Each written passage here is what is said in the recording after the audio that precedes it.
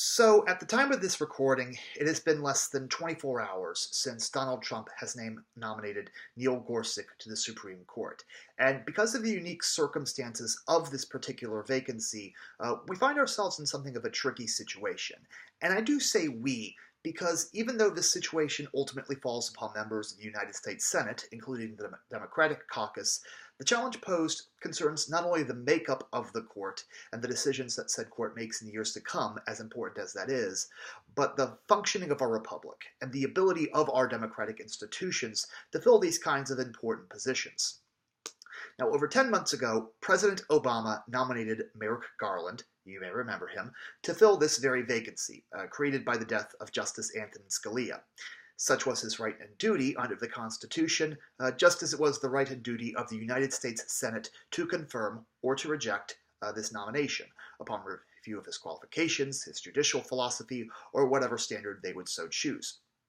But the Republican Congressional Caucus did something unexpected. They refused not only to confirm President Obama's nominee, but to even act on the nomination in any fashion. They refused to hold hearings or to hold any kind of vote at all at the committee or full Senate level. And their logic in doing so was to cite what they claimed was a precedent where no Supreme Court justice ever got confirmation hearings in a presidential election year. And they claimed that no confirmation vote could be taken until, quote, the people had weighed in, unquote. Now, this claim was not only factually wrong, but it was pretty blatantly facetious. And I'm not going to get into all the historical inaccuracies here, but it became pretty especially blatant when Republican senators later in the year began to state point blank that should Hillary Clinton win the election, that they would work to prevent her from filling this Supreme Court vacancy caused by Scalia's death. Now, as it so happens, the victor in the presidential election was not Hillary Clinton, but Donald Trump. And he nominated Neil Gorsuch, a conservative, somebody who is being paired frequently with Scalia, even called a Scalia clone.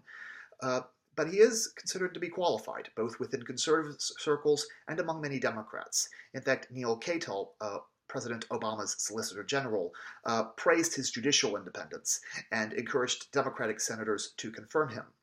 Now, you can disagree about Gorsuch being qualified. You can argue whether being qualified is enough to get confirmed, about whether being a Scalia clone is in itself enough of a bad thing that Democrats should be fighting his nomination, but that's really not what I want to talk about today. Because my greatest concern with this nomination is not with the man himself, but in the circumstances of the nomination, of what I like to call the Garland Conundrum. Because you see, Merrick Garland was also qualified. The American Bar Association said so, Chief Justice John Roberts said so, Committee Chairman Senator Orrin Hatch said so of the Senate Judiciary Committee, and the current nominee for Attorney General, Senator Jeff Sessions, said so. Allowing a Republican nominee to go forward after the Republicans blocked such an obviously qualified candidate for over 10 months purely on partisan grounds would, you could say, that's rewarding bad behavior. And worse, it would be an act of what I call unilateral fairness.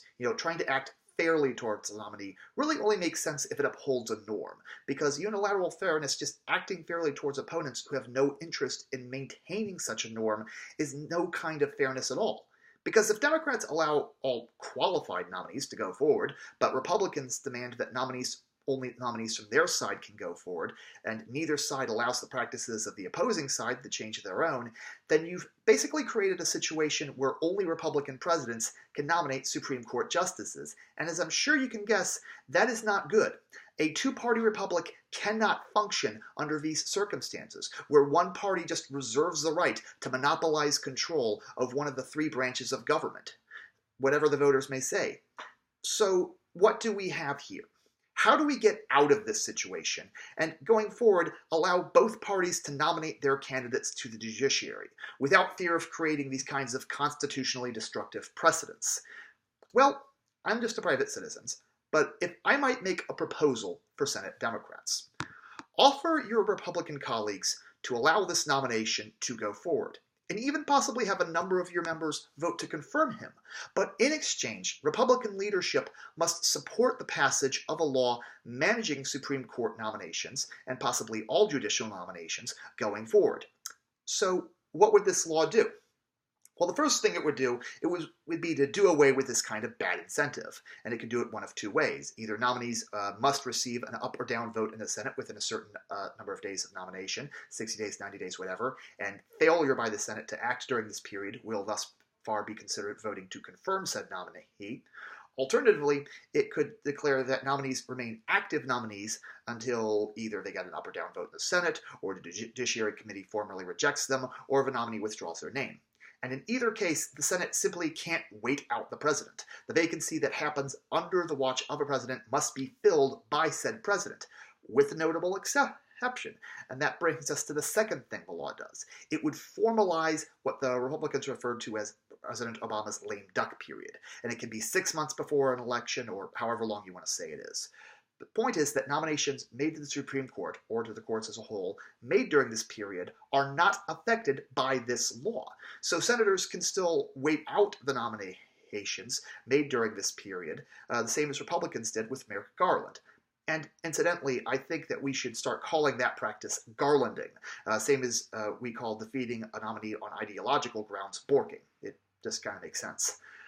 Third thing the law would do is it would not go into effect until the start of what's considered the lame duck period in 2020. So if it's 6 months before an election, not before March 2020. That way, if any new vacancies open during Donald Trump's either single or first term, depending on how 2020 goes, Democrats can still Garland Trump's nominees, the same as the Republicans Garlanded Obama's nominee. And after 2020, parties would be even, and going forward, the Senate can just go back to confirming or rejecting nominees to the court like they're supposed to. Now, I do think Republican senators have plenty of reason to support this kind of law.